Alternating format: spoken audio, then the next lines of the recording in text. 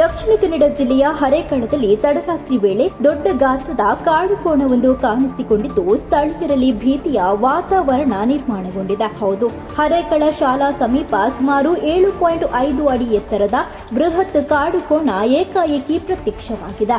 ಈ ವೇಳೆ ಸ್ಥಳದಲ್ಲಿದ್ದ 5 ಸ್ಥಳೀಯರು ಬೆಚ್ಚಿ ಬಿದ್ದು ಸ್ಥಳದಿಂದ ಎಸ್ಕೇಪ್ ಆಗಿದ್ದಾರೆ. ಕಾರಿನಲ್ಲಿ ತೆರಳುತ್ತಿದ್ದ ತಂಡವೊಂದು ಈ ದೃಶ್ಯವನ್ನ ಮೊಬೈಲ್ನಲ್ಲಿ ಸೆರೆ ಹಿಡಿದಿದೆ. ಈ ಘಟನೆಗೆ ಸಂಬಂಧಿಸಿದಂತೆ ಅರಣ್ಯ ಇಲಾಖೆಗೆ ದೂರು ನೀಡಲಾಗಿದ್ದು, ಆರ್ಎಫ್ಒ ಅವರ ಸೂಚನೆಯಂತೆ ಅಧಿಕಾರಿ ಮೆಹಬೂಬ್ ನೇತೃತ್ವದಲ್ಲಿ 3 ಮಂದಿ ಸಿಬ್ಬಂದಿಯ ತಂಡ ತಡರಾತ್ರಿ ಕಾರ್ಯಾಚರಣೆ ಆರಂಭಿಸಿದೆ. ಸ್ಥಳೀಯರ ಪ್ರಕಾರ ಈ ಭಾಗದಲ್ಲಿ ಜಿಂಕೆ ಹಾಗೂ ನವಿಲುಗಳು ಸಹ ಇತ್ತೀಚೆಗೆ ಹೆಚ್ಚಾಗಿ ಕಾಣಿಸಿಕೊಳ್ಳುತ್ತಿವೆ. ಕಾಡು ಪ್ರದೇಶಗಳಲ್ಲಿ ಅವೈಜ್ಞಾನಿಕವಾಗಿ ಭೂಮಿ ಅಗೆದ ಪರಿಣಾಮ ಕಾಡು ಪ್ರಾಣಿಗಳು ತಮ್ಮ ನೈಸರ್ಗಿಕ ವಾಸಸ್ಥಳ ಕಳೆದುಕೊಂಡು ನಾಡಿನತ್ತ ಬರುತ್ತಿರುವುದಾಗಿ ಆರೋಪಿಸಲಾಗಿದೆ. ಸ್ಥಳೀಯರು ಸರ್ಕಾರದ ವಿರುದ್ಧ ಆಕ್ರೋಶವನ್ನ ವ್ಯಕ್ತಪಡಿಸಿದ್ದು, ಕೇರಳದಂತೆ ವೆಟ್ಲ್ಯಾಂಡ್ ಕಾಯ್ದೆಯನ್ನ ಜಾರಿಗೆ ತರಬೇಕು ಎಂದು ಒತ್ತಾಯಿಸಿದ್ದಾರೆ. ಜೊತೆಗೆ ಈ ಪ್ರದೇಶವನ್ನ ರಕ್ಷಿತ ಅರಣ್ಯವಾಗಿ ಘೋಷಿಸುವಂತೆ ಆಗ್ರಹಿಸಿದ್ದಾರೆ.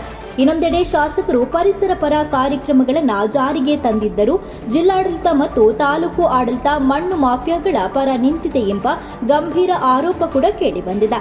ಒಟ್ಟಾರೆಯಾಗಿ ಹರೇಕಳದಲ್ಲಿ ಕಾಡು ಕೋಣ ಪ್ರತ್ಯಕ್ಷವಾಗಿರುವ ಘಟನೆ ಜನರಲ್ಲಿ ಆತಂಕ ಮೂಡಿಸಿದ್ದು, ಪರಿಸರ ಸಂರಕ್ಷಣೆಯ ಅಗತ್ಯತೆಯನ್ನ ಮತ್ತೊಮ್ಮೆ ಎತ್ತಿ ಹಿಡಿದಿದೆ.